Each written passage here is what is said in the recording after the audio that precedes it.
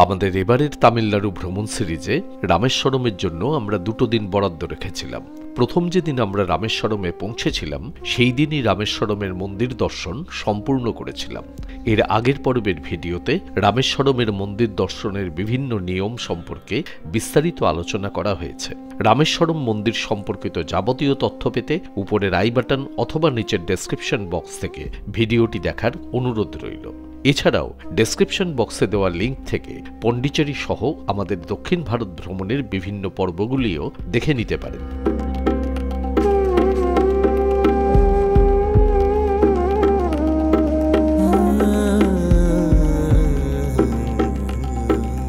রামেশ্বরমে আজকে আমাদের দ্বিতীয় দিন।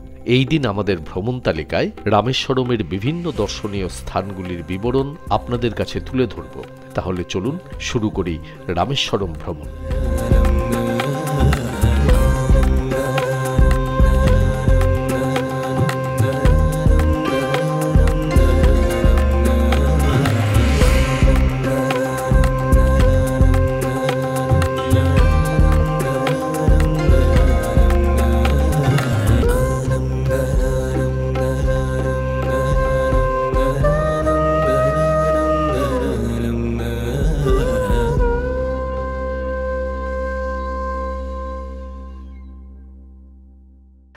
আজকে 8ই নভেম্বর 2023 বুধবার। আমরা এখন রয়েছি রামেশ্বরমে। আজকে আমরা রামেশ্বরমের বিভিন্ন জায়গাগুলো ঘুরে বেড়াবো। গতকাল আমরা এখানে রামেশ্বরম মন্দির দর্শন করেছি, আর এখন বেরোনোর আগে আমরা যাচ্ছি ব্রেকফাস্টের টেবিলে। অ্যাকচুয়ালি আমাদের যে রুম ট্যারিফ প্ল্যান তার সাথেই ব্রেকফাস্ট ইনক্লুডেড। এখানে ব্রেকফাস্ট মানে বিশেষ কিছু পাওয়া যায় না, ওই ইডলি বড়া এইসবই পাওয়া যায় বেশিরভাগ ক্ষেত্রেই। দেখা যাক আজকে গিয়ে কি পাওয়া যায়। এই হলো টিটিডিসি রামেশ্বরমের ডাইনিং। এইখানে ব্রেকফাস্টে কি কি রয়েছে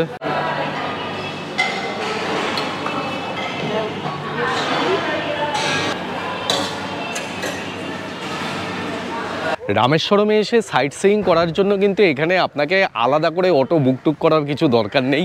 এখানে মানে সারা রাস্তা জুড়েই বিভিন্ন জায়গাতে আপনার কাছে এসে বলবে সাইট সিইং করার জন্য, এবং অটো বলবে যে কোথায় কোথায় যাবেন এইসব।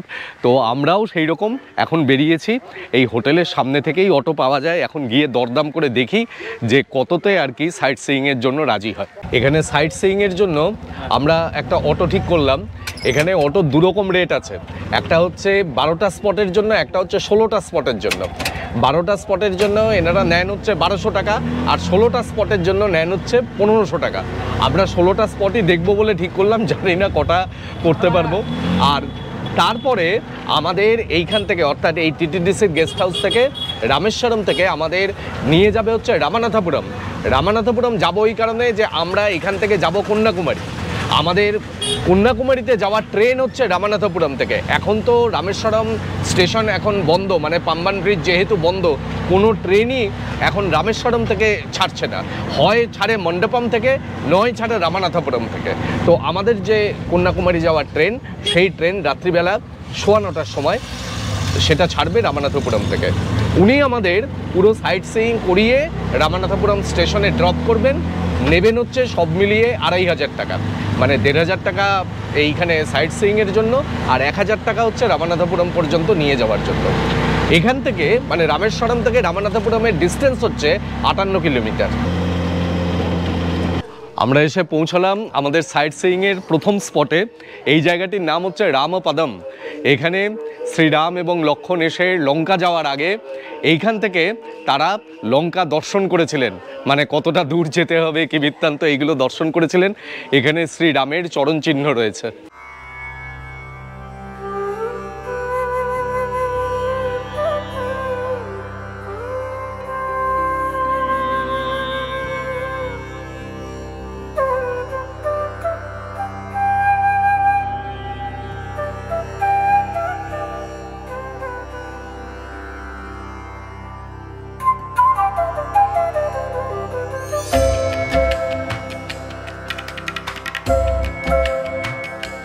এই দিকে দেখা যাচ্ছে রামেশ্বরম শহর, আর এই দিকটাতে হচ্ছে সমুদ্র। এই দিকে দেখা যাচ্ছে সমুদ্র। ওপরে কি দেখলে? করে, আর কিছুই না, একটু ভালোভাবে পরিষ্কারভাবে পুরোটা দেখা যাচ্ছে। আর এখানে রামের পদচিহ্ন রয়েছে এই মন্দিরটার ভেতরে। ছবি তুলতে দেয় না? না।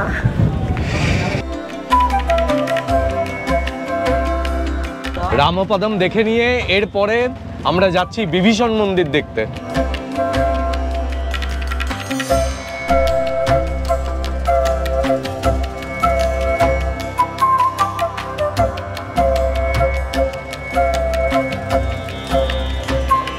রাস্তাটা কিন্তু দুর্দান্ত, দারুণ রাস্তা, একেবারে শাঁ শাঁ করে অটো যাচ্ছে, হু করে হাওয়া লাগছে, এই গরমের মধ্যে দারুণ লাগছে।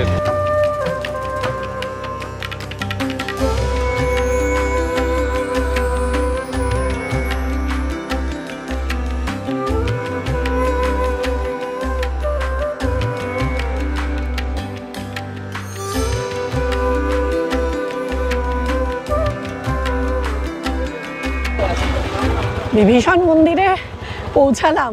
রাস্তাটা যা সুন্দর না, মানে দুপাশে সমুদ্র, মাঝখানে একেবারে কালো পিচের একদম সুন্দর রাস্তা।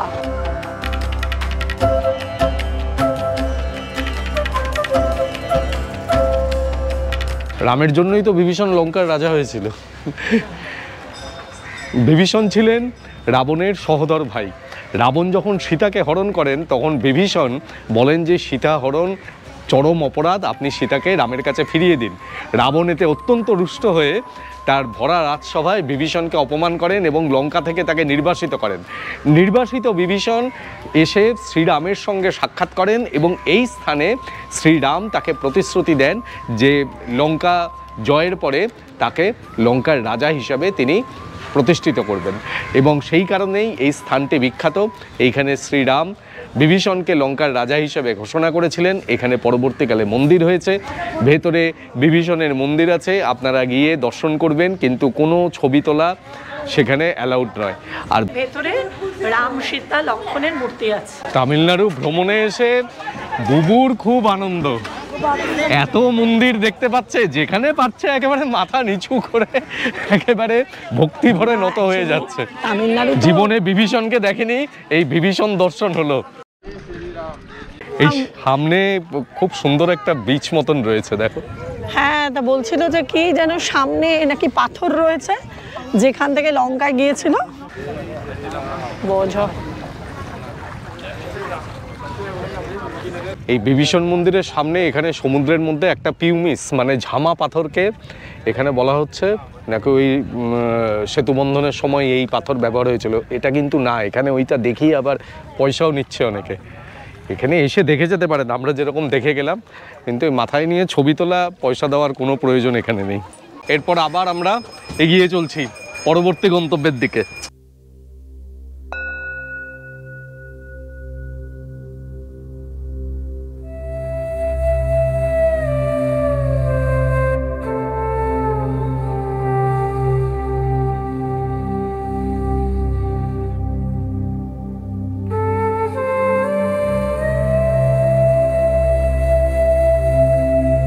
ধনুষ্কটি অঞ্চলে আগে একটি জনপদ ছিল। 1964 সালের 22শে ডিসেম্বর এক ভয়াবহ সামুদ্রিক জলোচ্ছ্বাস এবং সাইক্লোনের ফলে সেই জনবসতি সম্পূর্ণভাবে ধ্বংস হয়ে যায়। এখানকার যা যা বাড়িঘর ছিল সমস্ত কিছু সমুদ্রের জলোচ্ছ্বাসে ভেসে যায়। এখনও কিছু কিছু নিদর্শন তার রয়েছে। আমরা এখানে এসছি এই যে চার্চটির সামনে, এই চার্চটি হচ্ছে সেই পুরনো ধনুষ্কটির একটি নিদর্শন।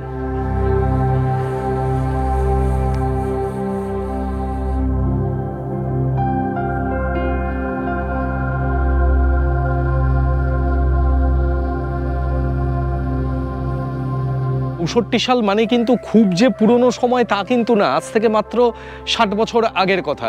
মানে অনেক মানুষই কিন্তু সেই সময়কার যারা এখনো পর্যন্ত রয়েছেন, এবং এই যে চার্চটি বিধ্বস্ত হয়েছে যেভাবে, এটা বোঝাই যায় যে কতখানি প্রচণ্ড ঝড় এবং কি প্রচণ্ড সামুদ্রিক জলোচ্ছ্বাস হয়েছিল, যে সামান্য একটা 64 সালের বাড়ি, আজ থেকে 60 বছর মাত্র পুরনো, সেই বাড়ি এইরকমভাবে পুরো ভেঙে চুরমার হয়ে গেছে। এখন এখানে এই বিভিন্ন ধ্বংসাবশেষগুলির সামনে মানুষ ফটো তোলেন, সেলফি তোলেন, কিন্তু ভাবতে অবাক লাগে যে মাত্র এক রাতের একটা ঝড়ে একটা গোটা শহর পুরো নিশ্চিহ্ন হয়ে গেল।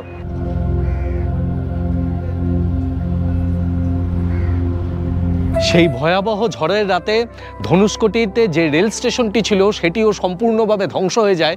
শুধু তাই নয়, একটি ট্রেন পুরো সামুদ্রিক জলোচ্ছ্বাসে পুরো ভেসে চলে যায়, প্রায় 200 জন মানুষ সেখানে প্রাণ হারান। আর এইখানে রয়েছে সেই ধনুষ্কটির পুরনো যে রেল স্টেশন, সেই রেল স্টেশনের ভগ্নাবশেষ।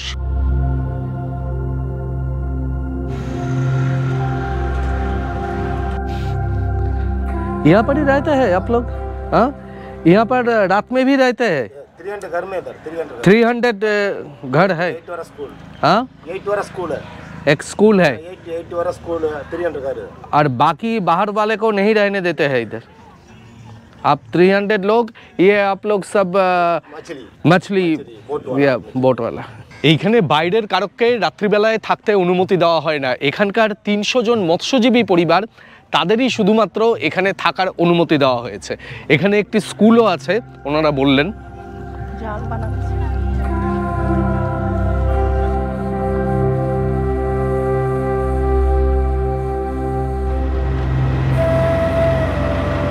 এই যে ধনুষ্কটি মূল শহরটা যেখানে ছিল, সেখান থেকে প্রায় 2 কিলোমিটার লম্বা এই যে অংশটা, এই অংশটা হচ্ছে একটা সঞ্চয়জাত ভূখণ্ডে, এটা সমুদ্রের মধ্যে একটা প্রলম্বিত অংশ বা ইলংগেটেড পার্ট। এই যে এইরকম যদি একটা অংশ সমুদ্রের মধ্যে লম্বা হয়ে বিস্তৃত হয়, সেটাকে বলা হয় স্পিট। এখানে যেমন মূল ধনুষ্কটি শহর যেখানে ছিল, তারপরের থেকে প্রায় 2 কিলোমিটার এইরকম একটি স্পিটের বিস্তার রয়েছে। আর এই স্পিট যদি পরবর্তীকালে সমুদ্রের ওপারের কোনো দ্বীপ বা ভূখণ্ডের সাথে যুক্ত হয়, তখন সেটাকে বলা হয় টম্বলো। সাধারণভাবে আমরা সেটাকে বলি সেতু। এখানে এই যে লম্বা স্পিডটা, এই স্পিডটা সমুদ্রের তলায় কিছু নিমজ্জিত শিলার মাধ্যমে সেটা ওপারে শ্রীলঙ্কার সাথে যুক্ত। এই যে নিমজ্জিত শিলাযুক্ত অংশটা, সেটা মনে করা হয় যে শ্রী রামচন্দ্র তৈরি করেছেন। কিন্তু এর জিওলজিক্যাল ব্যাখ্যাটা হচ্ছে এই রকম, এটা হচ্ছে স্পিট, আর এই নিমজ্জিত প্রস্তরখণ্ডগুলো হচ্ছে টম্বলো। আমরা যখন সবে মাত্র আসলাম ধনুষ্কটিতে, তখন না এক জায়গায় দেখলাম মারাত্মক ভিড়। আমি দৌড়ে দৌড়ে গেছি, গিয়ে দেখছি যে অসংখ্য ডলফিন ঘুরে বেড়াচ্ছে, প্রায় 7-8টা। আমি তো ক্যামেরা বার করার আগেই ওদের খেলাধুলা সব সারা। তারপরে অনেকক্ষণ আমি ক্যামেরা নিয়ে দাঁড়িয়ে থাকলাম, দেখলাম অল্প বিস্তার দেখা গেল। জানি না আপনাদের কাছে কতটা পৌঁছাবে, কিন্তু আমি কিন্তু খুব ভালো ডলফিন দেখেছি, অনিন্দ কিন্তু দেখেনি।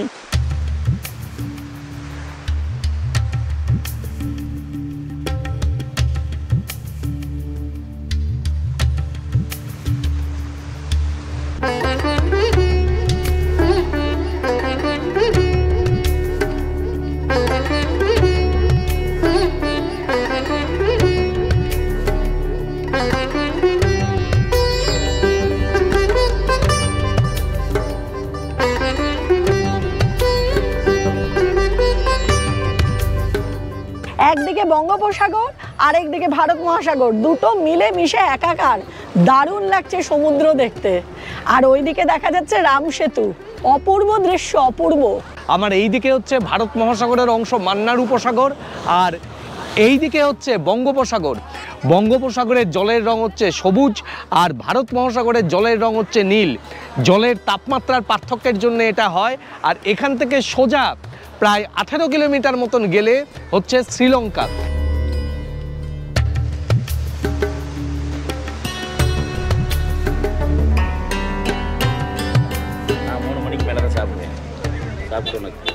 बनाया ना, पूजा करता है स्टार्टिंग में राम सेतु का ब्रिज 20 मीटर पानी के अंदर है।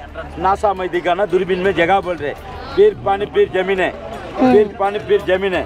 लास्ट जमीन के ऊपर में भवन सागिर दिख रहा ना, श्रीलंका तलेमन्ना स्टार्टिंग में। यहाँ से श्रीलंका 18 किलोमीटर है। Thank you. দারুণ সুন্দর দেখা গেল, কিন্তু 20 টাকার বিনিময়ে এখান দিয়ে ওনারা বুঝিয়ে দিলেন যে মাঝখানে জল রয়েছে, তারপরে রাম সেতু রয়েছে, তারপরে আবার জল, তারপরে আবার জমি রয়েছে, আর তারপরে দূরে দেখা যাচ্ছে উইন্ডমিল। এখান থেকে ওই উইন্ডমিল মানে উইন্ডমিল ওইখানটাই হচ্ছে শ্রীলঙ্কা। এখান থেকে ওই উইন্ডমিল পর্যন্ত দূরত্ব হচ্ছে 18 কিলোমিটার। ভাবা যায় কত কাছে আমরা শ্রীলঙ্কার দাঁড়িয়ে আছি।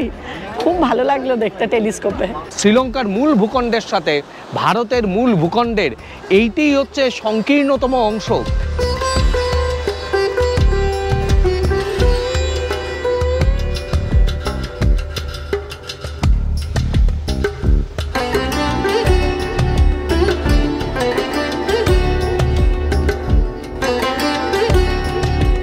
এই ধনুষ্কটিকে অনেকে বলে থাকেন যে ভারতের শেষ বিন্দু।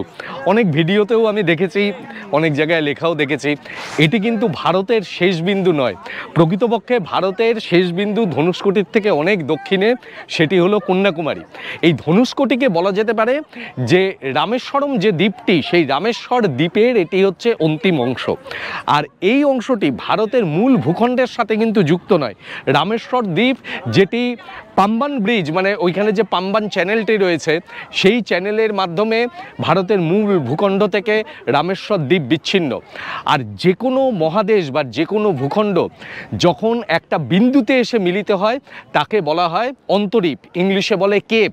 যেমন কন্যাকুমারীতে বলা হয় কুমারিকা অন্তরীপ, বা আফ্রিকার দক্ষিণ অংশ যেটা, সেখানে বলা হয় উত্তমাশা অন্তরীপ। এছাড়াও রয়েছে হর্ন অন্তরীপ, এইরকম বিভিন্ন ধরনের অন্তরীপ রয়েছে। সেই হিসাবে কন্যাকুমারী হলো প্রকৃতপক্ষে অন্তরীপ, দেশের শেষ অংশ, ভারতের দক্ষিণতম বিন্দু, ভারতের মূল ভূখণ্ডের দক্ষিণতম বিন্দু। আর এই যে ধনুষ্কটি, এই ধনুষ্কটি হলো রামেশ্বরম দ্বীপ, সেই রামেশ্বরম দ্বীপের দক্ষিণতম অংশ। কাজেই ধনুষ্কটিকে ভারতের শেষ বিন্দু বলা কিন্তু ঠিক নয়। ভারতের শেষ বিন্দু, ভারতের মূল ভূখণ্ডের শেষ বিন্দু কিন্তু কন্যাকুমারিকা বা কুমারিকা অন্তরীপ। সমুদ্রের ধারে প্রচুর খাবার দোকান আছে, তারপরে সামুদ্রিক জিনিসপত্র কেনার, ওই ঝিনুক আর কিসের জানি এইসবগুলো বিক্রি হচ্ছে, ওই সব মতির মালা, মুক্তোর মালা, এইসব বিক্রি হচ্ছে। কিন্তু এইবার আমরা কিছু খাবো, যা প্রচণ্ড রোদ, রোদের মধ্যে আমরা এই দুপুরবেলায় এসছি। এখন কটা বাজে? এখন বাজে 1:45। আমরা এসছি এখানে প্রায় এই 12:10 নাগাদ। কেননা বিকেলের দিকে অনেকে আসেন, বিকেলের দিকে আসলে আরও ভালো লাগে, কিন্তু বিকেলের দিকে আবার বৃষ্টিপাতের সম্ভাবনাও থাকে। তাই যাতে বৃষ্টির কবলে না পড়ি তার জন্য দুপুরবেলায় এসে ঘুরে গেলাম ধনুষ্কটি। এবার দেখো না কিছু খাবার পাওয়া যায় নাকি। একটু লেবুর রসই খাই, যা গরম। একটা গ্লাসের দাম 60 টাকা, দামটা প্রচুর বেশি। আসলে এখানে তো আর সারাদিনের বাণিজ্য নয়, বিকেল 5টা পর্যন্ত এখানে সব দোকানপাট থাকে, সমস্ত লোকজনকে আসতে দেওয়া হয়। বিকেল 5টার পরের থেকে এই শহর পুরো শুনশান, এখানে আর কেউ থাকে না, এই জায়গা পুরো ফাঁকা হয়ে যায়। আর এই যে শহর, যে শহর বিভিন্ন প্রাকৃতিক কারণে সম্পূর্ণভাবে পরিত্যক্ত, সেই ধরনের শহরগুলিকে বলা হয় নেক্রোপলিস বা ভুতুরে শহর বা ভূতের শহর। প্রাণ জুড়ালো, শান্তি পেলাম খেয়ে। এটা যা রোদ, পুড়ে পুরো ছাই। ধনুষ্কটিতে আসতে গেলে কিন্তু অটো করেই আসতে হবে তা নয়, রামেশ্বরম থেকে তামিলনাড়ু ট্যুরিজমের বাসও রয়েছে, সরাসরি ধনুষ্কটিতে নিয়ে আসবে, আবার দেখিয়ে ফেরত নিয়ে যাবে। আর এর সাথে আবার একটু তরমুজ কিনে খেলাম। যা গরম লাগছে না, দারুণ সুন্দর লাগছে, পুরো জল হয়ে যাওয়া বলে, সেই পুরো জল হয়ে গেছি।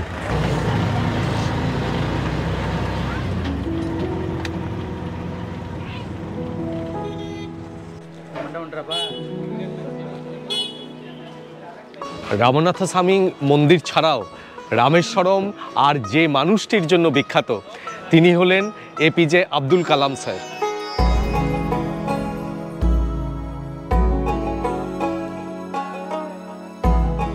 এই বাড়িতেই তিনি জন্মগ্রহণ করেছিলেন 1931 সালের 15ই অক্টোবর। এই বাড়িটির সামনে আমরা এখন দাঁড়িয়ে আছি। এই বাড়িটি এখন মিউজিয়ামে পরিণত হয়েছে এবং এই বাড়িতে ওনার ব্যবহার্য বিভিন্ন জিনিসপত্র, উনি যে সকল সম্মান লাভ করেছেন সেই সকল স্মারক, পদ্মভূষণ, পদ্মবিভূষণ, ভারতরত্ন, সেইগুলো সব রয়েছে, যেগুলো কোনোদিন সামনে থেকে দেখিনি, এখানে দেখলাম। সবথেকে বড় কথা যে পোলার স্যাটেলাইট লঞ্চ ভেহিক্যাল মানে PSLV, যেটা এই আব্দুল কালাম স্যারের হাত ধরে ভারতের যে মহাকাশ গবেষণাকে অনেক এগিয়ে নিয়ে গেছে।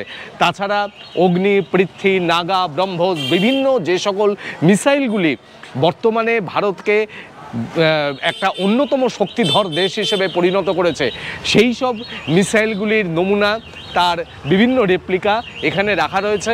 রামেশ্বরমে আসলে এই বাড়িটি দেখা অবশ্য কর্তব্য, এটা না দেখলে একটা বিরাট কিছু আপনি হারাবেন জানবেন। রামেশ্বরম ভ্রমণের এর পরবর্তী পর্যায়ে আমরা এই যে মন্দিরটির সামনে এলাম, এই মন্দিরটির নাম হচ্ছে রামসীতা মন্দির, আর এর ঠিক উল্টো দিকেই এইখানে হচ্ছে রামকুণ্ড। রাবণ নিধনের পর বলা হয় যে এই রামকুণ্ডে এসেই শ্রীরাম তিনি তার জটা ধুয়েছিলেন, আবার অনেকে বলেন যে এইখান থেকেই তিনি স্নান করে তারপরে রাবণ নিধনের উদ্দেশ্যে যাত্রা শুরু করেন।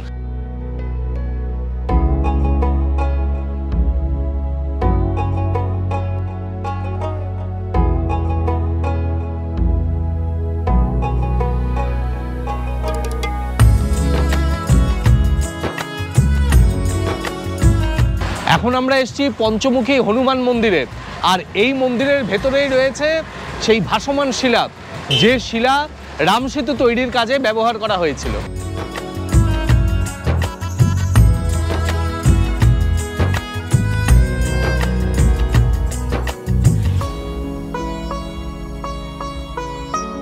এখানে এই যে কুণ্ডটি রয়েছে এটি হলো সীতাকুণ্ড।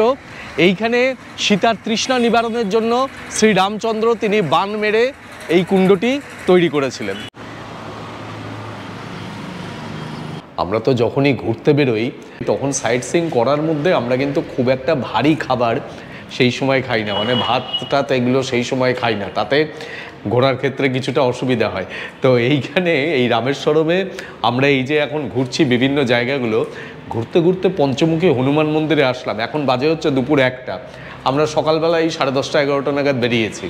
এই হনুমান মন্দিরের সামনে মানে ঠিক পাশেই আর কি দেখলাম অলওয়েজ ক্যাফে বলে একটা ক্যাফে আছে, একদম নতুন তৈরি হয়েছে ক্যাফেটা। তো সেই ক্যাফেতে ওরা মানে আমরা গিয়ে খোঁজ করতে বললো হ্যাঁ এখন পাওয়া যাবে অনেক কিছু। তো আমরা বললাম যে একটু স্যান্ডউইচ পাওয়া যাবে কিনা, তা ওরা এই স্যান্ডউইচ এনে দিল, বেশ সুন্দর করে দিয়েছে কিন্তু স্যান্ডউইচটা।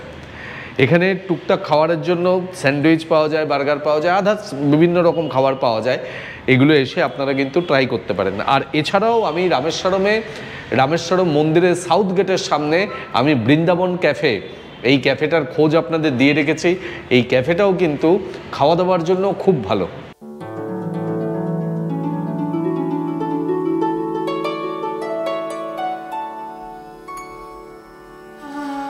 পঞ্চমুখী হনুমান মন্দিরের পাশেই হচ্ছে লক্ষ্মণ মন্দির বা লক্ষ্মণ তীর্থম। এইখানে ভেতরে একটি কুণ্ড আছে, যে কুণ্ডের জলে রাবণ বধের আগে লক্ষ্মণ স্নান করেছিলেন বলে শোনা যায়।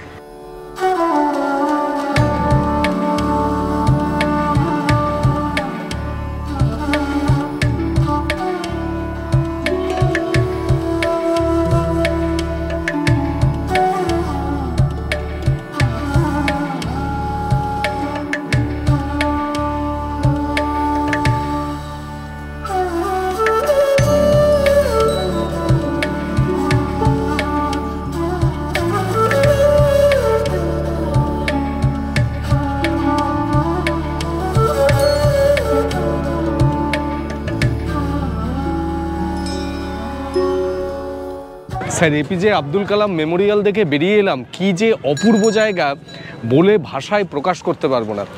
একদিকে তিনি যেমন ছিলেন ভারতের প্রাক্তন রাষ্ট্রপতি, কিন্তু তার থেকেও বড় পরিচয় যে তিনি ছিলেন একজন বিজ্ঞানী, একজন অধ্যাপক, এবং ভারতের স্যাটেলাইট এবং মিসাইল গবেষণাকে তিনি যে জায়গায় যে উচ্চতায় নিয়ে গেছেন তার বিভিন্ন নিদর্শন এখানে রয়েছে। জায়গাটা এত সুন্দর করে সাজানো এবং ঠিক মাঝখানে রয়েছে তার সমাধি। সেই সমাধিস্থলটির কাছে গেলে আপনি আপনার শ্রদ্ধায় মাথা নত হয়ে আসবে।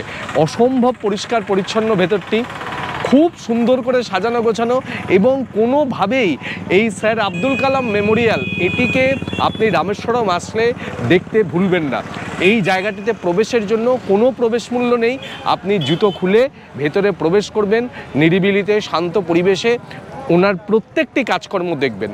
আর তাছাড়াও যখন 2015 সালের 27শে জুলাই তিনি যখন শিলংয়ের IIM-এ গিয়ে সেখানে যখন স্পিচ দিতে দিতে তিনি পড়ে গেলেন এবং তারপরে তিনি মারা যান, তিনি সেই শিলংয়ে যাওয়ার সময় কি কি জিনিসপত্র সাথে নিয়ে গেছিলেন ইত্যাদি বিভিন্ন জিনিস এখানে সযত্নে সংরক্ষিত রয়েছে। এই জায়গাটির ছবি আপনি গেটের বাইরে থেকেই নিতে পারবেন। এই গেটের ভেতরে কোনো রকম মোবাইল ক্যামেরা কোনো কিছু অ্যালাউড নয়, আপনাকে বাইরে রেখে তারপরে ভেতরে ঢুকতে হবে।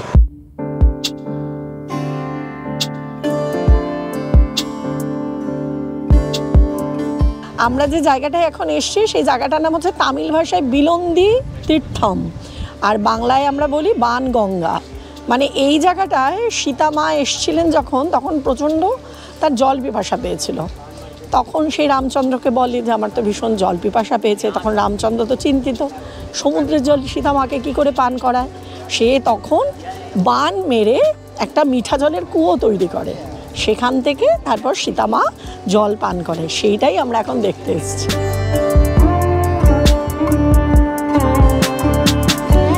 জায়গাটা না অসাধারণ, সমুদ্রের মধ্যে এরকম একটা সেতু মতো করা আছে, সামনে গিয়ে একটা কুয়ো আছে।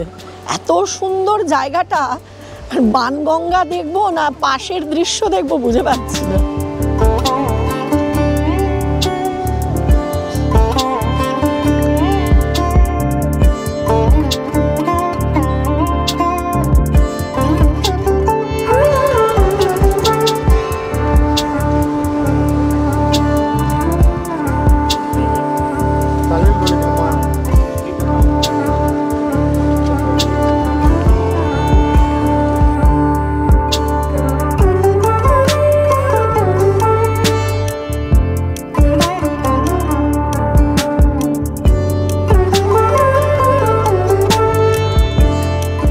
আজকে সারাদিন আমি রামেশ্বরমে ঘুরলাম ওনার অটোতে। ওনার নাম হচ্ছে মুনিয়াস্বামী এবং বেশ ভালো লোক, আর সব থেকে বড় কথা খুব ভালো গাইড, এবং উনি হিন্দিটাও কিন্তু মোটামুটি বোঝেন।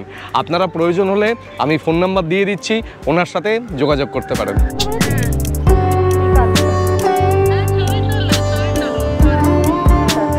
রামেশ্বরম থেকে এখন আমরা ফিরে যাচ্ছি। ভিডিওর শুরুতেই বলেছি যে এখন রামেশ্বরম পর্যন্ত কোনো ট্রেন আসছে না, কারণ পাম্বান রেল ব্রিজের উপরে কাজ হচ্ছে। তার জন্য সমস্ত ট্রেন এখন ছাড়ছে মণ্ডপম থেকে অথবা রামনাথপুরম থেকে। সেই কারণে আমরা যাচ্ছি এখন রামনাথপুরম। রামেশ্বরম কিন্তু আমাদের ভীষণ ভীষণ ভালো লেগেছে। এখানকার যেমন ভালো জ্যোতির্লিঙ্গ দেখলাম, তেমন ভালো সাইট সিইং করেছি। খুব ভালো লেগেছে আমাদের রামেশ্বরম, অসম্ভব সুন্দর জায়গা। আর আমরা এই এখন যাওয়ার সময় একটু পাম্বান রেল ব্রিজের উপরে আমরা অটো থেকে নামলাম এই রামনাথপুরম যাওয়ার পথে। এখন এইখানে সূর্যাস্ত হচ্ছে পাম্বান রেল ব্রিজ থেকে, অসম্ভব সুন্দর লাগছে সূর্যাস্ত। আর এই সূর্যাস্ত দেখার সাথে সাথেই আপনাদেরকে বলি যে রামেশ্বরমের এই ভিডিও আপনাদের কেমন লাগলো সেটা কিন্তু অবশ্যই কমেন্ট বক্সে কমেন্ট করে জানাবেন। ভালো লাগলে ভিডিওটিতে লাইক দেবেন এবং শেয়ার করবেন, আর তার সাথে চ্যানেলটিকে সাবস্ক্রাইব করে অবশ্যই সঙ্গে থাকবেন। অনেক ধন্যবাদ।